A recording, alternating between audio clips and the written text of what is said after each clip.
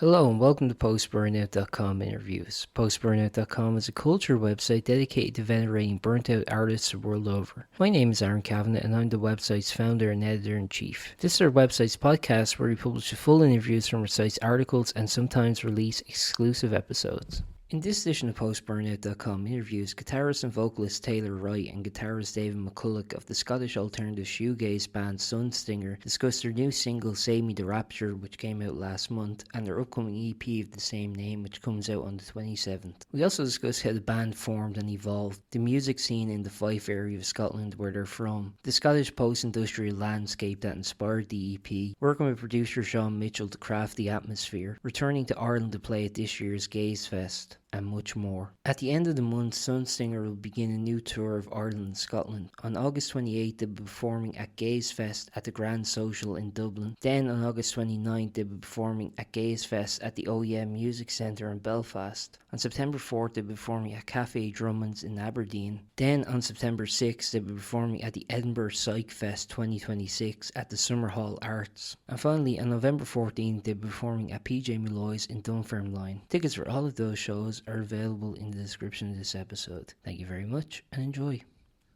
Hello. Hey David, can you hear me okay? I can hear you, mate. I'm just trying to figure out how to get my camera on, man. I don't know how to No do worries. this. How's that? There we go. How's it going? Not bad, mate. You? I'm very well. It's nice to meet both of you. Aye, totally, man. Who am I speaking to? Taylor. I'm Taylor. This is Dave. Very nice to meet both of you. How are you doing? Aye, sweet, mate. Sweet. You? Oh, very well. Yeah. Thanks by the way for accommodating me. It's like I was doing overtime work this week, so yeah, I'm always the edge. The first thing I was gonna start with is this, like, if I'm getting this correct, like when Sunsinger kind of began, it was like, it was just like, hey, let's get a project with some kind of like lads in the area. It was just like maybe do one EP or something, or maybe even just do a song. Now it's been going for almost 10 years. Was that just an accident or? Yeah, that sounds pretty well with me. So Yeah, almost. Well, the first song came out in 2018, so yeah, almost. 2018, I think.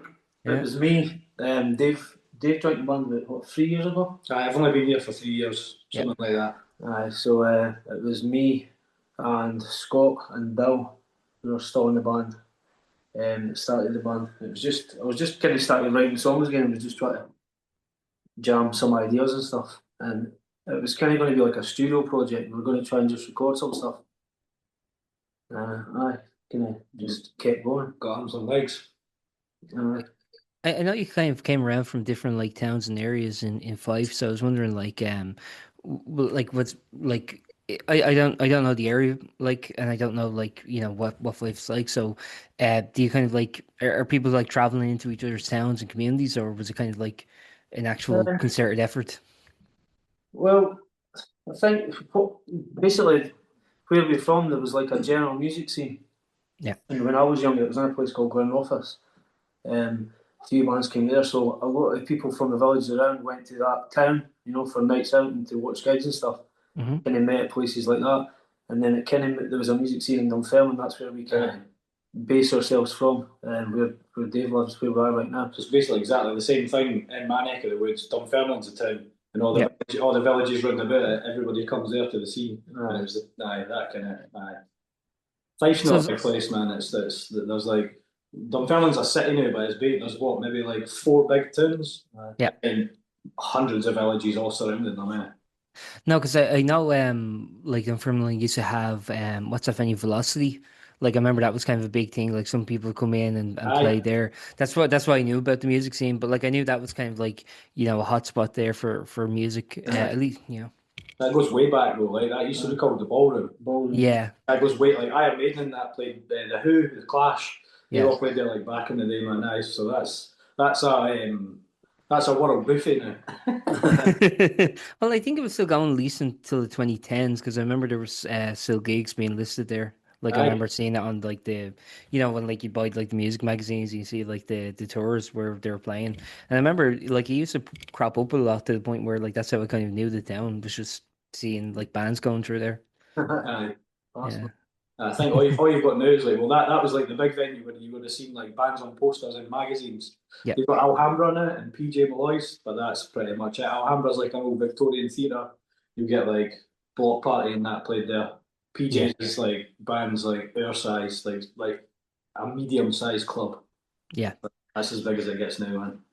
And that's kind of like, is there any other like towns around the place that's like big, or is that just kind of like the one spot like where you'd kind of go if you want to see a live gig? That I mean, that would PJ Malloy's would be the place to go if you want to go and see a live gig.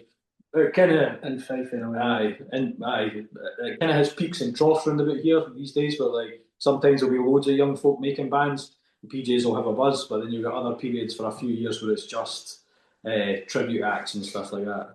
Yeah. It feels like we're in the tribute act era at the moment. Like, Yeah, no, we definitely get that here too. So it's people, but people like it, they sell well. They do sell man, well, to still be better fair. than their gigs anyway, Yeah, I man. know. It's like, do you want like there's like I think at least three different bands going around Ireland that are like Nirvana tribute, and like, okay. Aye. um I was gonna ask, like, so obviously, like your sound. If I mean, if you like listen to it like since the beginning, I mean, obviously it evolves. And I was wondering, does the evolution in your music, is that like a conscious effort, or is that just a matter of because you've had like different lineup changes, including the recent lineup change with the drummer. So, I was wondering, like, because of the delicate balance of it, I think like is probably about 50% instrumentation, 50% production. It seems like, when you have a different musician come in, does that kind of change the dynamic? Does that kind of change the direction then? Yeah. Yeah, at the start, writing wise, it was just me, you know. Yeah. So Beyond the Frame stuff was just me. Uh, Dave joined the band halfway through our second EP, Worthless, so there's like a song and a half that's me, and then two that are me and Dave. So like Aero and Endless June is kind of like me and Dave together. So and then everything from then is the both of us writing. So it's definitely evolved. It's definitely helped me. You know, what I mean, took a wee bit of heat off me, come up with ideas and stuff, and it has sort of developed our sound into like a sort of something a wee bit different. You know what I mean? So it's kind of evolved, like definitely, but probably more so with Dave joining the band of recent, and I think the whole shoegaze thing wasn't planned. You know what I mean? I think Yeah. we were like sort of post punk at the start. We weren't really planning anything. We were just jamming. You know what I mean? And then we got a few pedals and put them on, and then we were a shoegaze band. Seemingly, you know what I mean? It was like let's be a shoegaze band. It was just like someone says you're a shoegaze band, and we're like, all right then. You know what I mean? That's what it is. That's what it is. You know what I mean? Once you put the pedals on, you can't put them back off, sort of thing. You can't go Yeah. backwards with Yeah. the noise. It's like what the hell is there, man? You know what I mean? Yeah, So, let's make an acoustic record. so kind of, this is it now.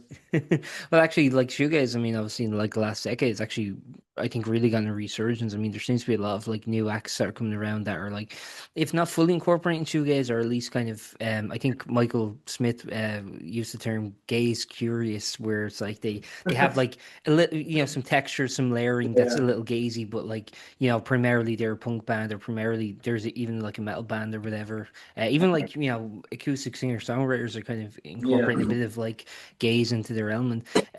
Was that just fortuitous timing, or do you kind of go, "You bastard, you stole that from us"? I think it's a good thing because the good thing about shoegaze is that it's not actually a genre. You know what I mean? Yeah. Like so, the good thing about being in a shoegaze band, I think personally, is that you're not really tied to anything. You know what I mean? Hmm. It's so like broad, you could kind of experiment as much as you want. You're not like stuck to like this certain sound, and if you change it, it's like why have they changed their sound? You know, you can kind of just do what you do, which it gives you a bit of freedom, which I like. You know what I mean? So Yeah, especially I think that's true. Like even just listen to the three EPs you put out, like with this new EP that's coming out, like I think it's obviously you mentioned it's very industrial. For me, actually, I was getting the sense of, and I don't know if this was intentional, but for me, it was like very reminiscent of like a David Lynch soundscape or something, where it's yeah, like it feels like something you could hear like in Eraserhead or something. It just had a similar atmosphere. For me, it was kind of a very sort of monochromatic kind of I don't know, oppressive atmosphere. Like I could picture like smokestacks and things like that. Um, yeah. So like, but I think like atmosphere is a big thing that like your music, and I think shoegaze more broadly kind of brings you. It kind of really transports you into a world. I think. When you're like making the EP, do you think about like each song as part of the collective, or is it kind of you build up certain songs in a certain atmosphere and then they kind of work together after the fact? I think this EP was certainly more of a a concentrated effort on. There was a batch of songs, and we're like, well, there was 3 songs, and it was like they worked so well together. We're like, how can we expand this and make it a continuous piece of thing where it all just works together? So Yeah. there was definitely for this release, definitely a kind of an effort to make that a broad thing. You know what I mean? Like, well, you've heard it digitally. Yeah. Aye, when you listen to it, it's almost completely seamless. Yeah. Aye. So that was we had these songs, and we're like, right, so where can we go for here? And like, should the next one be faster? Should it be slower? Should it be quieter? Do you know what I mean? So it kind of it did work in that way for this EP. The last one, a wee bit less, but I can't speak for anything before that. The first one, I did have the idea sort of doing that. As he says, Worthless was a bit here and there. It was kind of like, as I said before, it was like half of my writing and half of me and Dave's influence.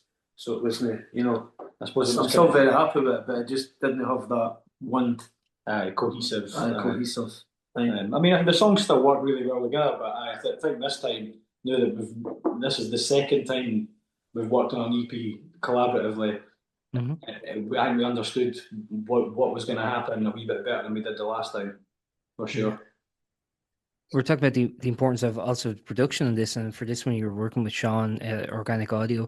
I was wondering, yeah, and you've like he's not the first producer you worked with, so I was wondering, like, just in terms of your relationships with producers, how's that kind of work in terms of like what you're looking for in terms of like when you're going to someone to make a record. We'd worked previously with our pal Magnus, who I've known since we were wee boys, played in bands. Been in bands with him, and stuff. He's been in bands with him, and then I think you did Shadows, you did Beyond the Frame with him. We went back and did some singles, did Worthless, and then Magnus dropped out of the game, decided he was just going to, he's a lecturer as well, so he went to do mastering and lecturing, so we had to find somebody else. Tried a few things, but I ended up kind of getting put onto Sean through another bunch of guys we know, and he was very similar to Magnus, so it felt quite fluid working with him, man. He's a good guy, he knows his shit, he's not too pushy. It was good experience. What are you looking for with a producer? Do you want people who are giving inputs, or do you want people who are kind of just like, we'll say back? No, I like the input personally. I think that it's healthy to have that, because if you're working on something for so long together, you can kind of get bogged in it. So to have different opinions and different ideas, you know what I mean? He did, like, for example, with Sean, when we spoke to him, like, he sends you a list of questions in an email that you need to answer, and one of the questions was, do you want me to, basically asking, do you want me to be involved in your ideas, or do you want me not to be? Yeah. And you're like, yes. So I imagine some guys might be like, no. I suppose it saves awkwardness to, face to face, like, man, that's enough. So it's probably the thing, but now we were all up for his ideas, and the fact he's a drummer as well was good, because we can't, like, we're no drummers, so we'll call this, but we'll call this. Yeah. For bouncing ideas of it, we could be like, oh, do this and don't do this.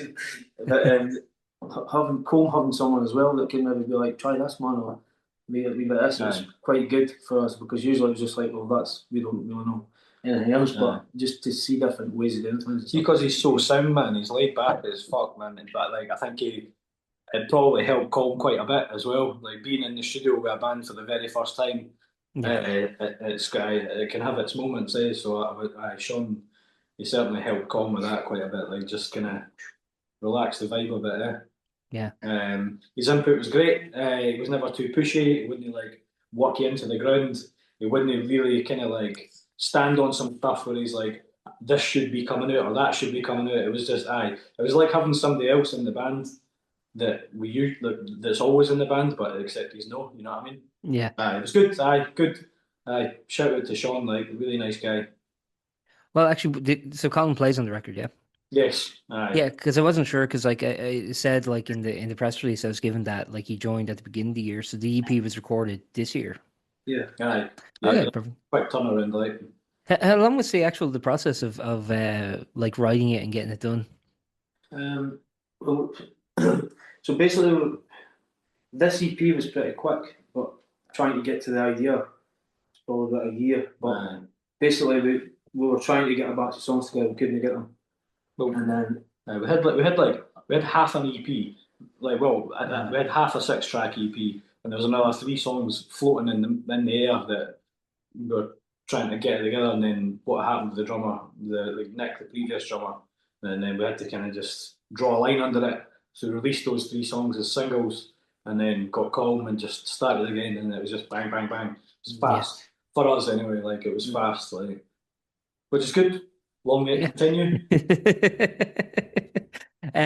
When it came to actually the inspirations for the EP, I mean, what were you kind of looking at in terms of stuff to write about? Because I think when you have that kind of theme and that idea, I don't know if the songs came before the theme of kind of industrialization, or if that was something that you were thinking in the writing process. But sometimes I think that helps. If you're as you mentioned, you're kind of a few songs shy, so you're okay, well, I have kind of sort of a parameter to write within, you know what I mean? It kind of helps, because otherwise it could just be endless, right? So I was wondering what you're kind of what you want to kind of express, I guess, with this EP. Well, basically, the writing process. To be honest, when we were trying to write the EP with our songs, I was having a difficult time writing songs. I was struggling, man. I was just hit that wall. I was you know what I mean? It wasn't working. And then I just sat down. I went in, I was I'm going to go in and record demos, just every night. Just do something, you know what I mean? Whatever comes out. And I've done it for a couple of weeks. Then I went back and just picked 3 or 4 of what that seemed alright. And then just kind of, and then I think I presented you 4 or 5 songs. I think I maybe had 4 or 5 of them, and three of them, two of them, I know needed almost no work done to them, really, as far as the bones of a song goes. And then there was another one for the batch of 5 that got added in, and then we're right, that's 3. And then it was right, so we've got these 3, what are they and how can we intertwine these other songs into them? And then the first song was supposed to be no longer than a minute long introduction to to a 5-track EP. Ended up being a 4.5-minute long song.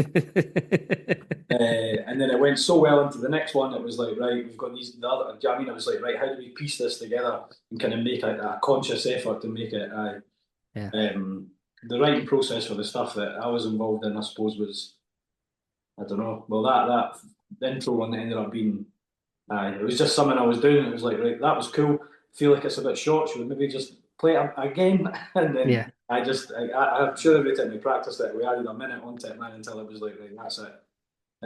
We felt we needed a fast one as well. That was a last minute, so that's the 3rd track on it, Leader. Yeah. That was the last song to get added in, and that was last minute, I suppose. Yeah. That was really kind of last minute. It's funny because that was actually, I think, the one that really stood out to me. It's very attention grabbing, obviously. The mad thing about that is that we had the idea of doing a faster song. Yeah. We thought the EP needed it, and we were kind of forcing ourselves to do it to the point where it was just before we were going to record it, we were considering not doing it because it sounded absolutely shit. Practice was well, we thought we'll just bash it anyway and see what happens. It turned out right. But it sounded absolutely. The phone recording we've got is ridiculously bad. I didn't think he even sent it to David. So I was oh man, fuck that. But it actually turned out good, man. So I don't know how that happened, but sometimes that just happens, man. Yeah, it was the same. Lucky man. It was the same on the last EP with Endless June. That was one of the last minute ones as well. I changed the structure of that the day before we went into the studio and that. Yeah. And it was the standard track for that batch of songs as well. Sometimes you just get that where it happens, man, and it's it's cool. Is that kind of a benefit though, to be okay, we're recording the EP and this we have to have one more song, so you don't kind of overthink it too much? Possibly, possibly. We find that's a good point, because we find when we're right, we need to record an EP and we want to release it this date. It might not happen, but see if you've got that to work towards, you need a goal. So we're trying to pull a fast song to get it. It kind of sounds erratic and stuff so. It really suits it. I think in the beginning it kind of felt a bit erratic, but now once it's recorded and we've actually spent time with it in the practice room, it's a banger. No, couldn't mind on like, but I chuffed with it. Right. And I also just want to ask about the title. They came up with it. The title Spoon the Rapture. Yeah. Oh, the title. So it's basically it's just about wordplay, man. You know what I mean? I'm not gonna say it's no deep, it probably is a wee bit deep. You know what I mean? But it's just what I think. It's like I find it hard to explain these things, man. Spare me the rapture. It was almost called it was almost called Barely Here, the EP. It's kind of the same thing, you know what I mean? It's just I'm really bad at explaining. No worries. So basically the bottom line, just basically what it says on the tin, like spare me from. Basically, it was like spare me from the rapture. Do you know what I mean? Take what you will from that, whatever that means. Sure. I don't know. Is the idea that maybe like some people didn't want help? You know what I mean? Some people Yeah. can't get help. Some people don't want to get help. That's kind of the idea.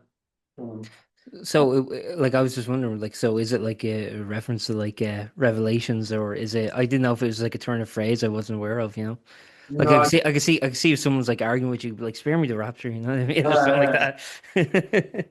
it's kind of like just having like maybe like an ignorance to the rapture. Do you know what I mean? Like it's like I don't know. Man. Sometimes you can't explain these things, man. Especially when you just batter two words together. Do you know what I mean? Fair enough. But originally it's like spare me from the rapture. Like I don't want it. Do you know what I mean? I'm quite happy just fucking down here. Yeah.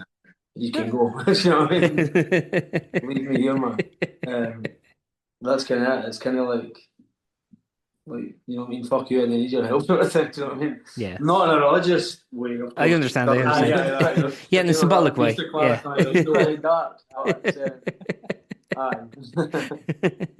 It's the best Christian record I've heard in a while.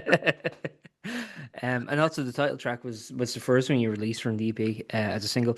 I was wondering why you chose like that song over the others. Because Michael made us. Okay. We were initially wanting to just put the whole thing as a winner for it to be listened to as it's intended, just to what we spoke about before, just how cohesive like the piece is as 6 tracks. But Michael talked us into it. I'm glad he did. He was like, you have to have a lead single for this. Just if I want to, he was wanting to. If I'm going to do PR for this, man, I need to be able to do PR on something. You know what I mean?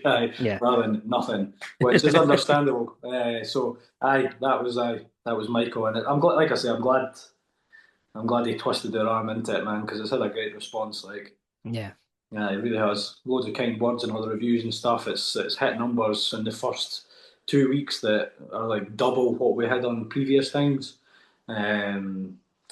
He's got us in front of guys like yourself. It's been good, man. It's cool. Yeah. And I actually didn't have it wasn't in the press release. I don't know if it's out yet. The release date for the EP. This will be out after the embargo, by the way. I know there's an embargo on it, so the 27th of August. 27th of August, perfect. And that's just in time for when you're playing GazeFest. You're playing Dublin. I just want to plug this. You're playing Dublin August 28th, and then Belfast 29th. You played GazeFest before, right? I played it twice before. Yeah. Last year before. How is it? I mean, what's it like? What keeps you coming back? It's just great, man. It's just class, man. Good people, good venue, good city, just good fun. Totally, man. Michael's really hospitable. It's a good crowd now as well. Really good crowd. It's good to kind of like see folk that we met 2 years ago and returning punters a couple of years ago, and it's just cool, man. Good vibe. I wish we had something like that here. Definitely. Yeah. Do you get to discover like new acts around? A few, man. I mean, I'd never heard of Whitelands until last year. Yeah. They were class. Yeah. Winona Bleach as well. I don't know if I'm saying that. Oh, they're great. Yeah, no Bleach, yeah. It's been great, man. Virgins as well, obviously. Yeah, rest in peace. And Silk. Yeah, Silk, yeah. Rest in peace, Virgins. It's also twice recently as well. Went to see them in Glasgow and then played with them in Edinburgh, man, and their class, like they just get better every time. Oh, was that the Sneaky Pete show, was it? No, at Hug and Pint in Glasgow, and then was it maybe meant to be Sneaky Pete's? It ended up being Banshee Labyrinth. Okay, yeah, yeah. No, because I remember, yeah, no, Michael speaks very fondly of the Scottish shows always. So Played Sneaky Pete's with Virgins actually. That's maybe yes, maybe I'm getting confused. Yeah, also a good gig. I like that venue, man, but it's like it's really narrow and there's pillars in the place and like I. But then we played Banshee Labyrinth. Michael put it on, and I hadn't been in there in years. We did a wee bit of reshuffle. Wee room, but perfect. It's only like 100 cap, man, but like it's ideal, like for do you ever try and get him to Dunfermline? Be like, hey, come on, play our neck of the woods. Next time, next time. And finally, I just wanted to ask, actually, David, just had a question for you. I forgot to ask it earlier. But I was wondering, like, we're talking about kind of like, how, in the existence of this band, there's been like reshuffles and stuff. I was wondering, like, when you came into the band, I mean, do you find it, like translating the songs that were there before you came? I mean, do you guys go back to like your older material much, or are you guys just kind of focused on like more recent history, I guess? Well, when I first joined, I think we wrote only in the morning, which was like between the two EPs. So initially, when I came in, I was playing synthesizers Hmm. and I was playing a bass six. So they had two guitars, me playing bass six and synth, and then the bass player and the drummer. So it was like it was like an extra dimension of like sound. And that went all the way through the Worthless thing, and then it just kind of it switched over to guitar. So I suppose at that point when I joined, there was synth on the records that they weren't playing live before from Beyond the Frame. So it was kind of easy for me to come in and just like pick up the bits that were missing for the live set before. But these days, man, I mean, we go back as far as Worthless. Okay. I'd like to go back further, but I suppose with the evolution of the sound, it kind of Yeah. it really. I mean, if you listen to well, I'm assuming you have just when you were talking about tracks and stuff. Yeah, of course, yeah. The stuff like even when in that before Beyond the Frame is like New Order. Do you know what I mean? Like real post punk stuff. Yeah, yeah, It yeah. starts to get a wee bit of that kind of shoegazy post punky stuff coming through, and Yeah. then it starts to get more and more and more into the shoegaze realm. So I'd like to revisit some of them and rework them in the style that we're playing now, just for live things, because we get asked quite a lot. I think that'd be interesting, yeah, especially if they're like, if like in 2 years or whatever the anniversary's coming up. So Aye. There you go, aye. yeah, the Well, you get decade long anniversary. there's a few kind of, I mean, old heads folk that have been coming to Sunstinger gigs since I was going to Sunstinger gigs, Yeah. and they still ask for like, "She Stole My Sky" and "The Void" and things like that. Aye.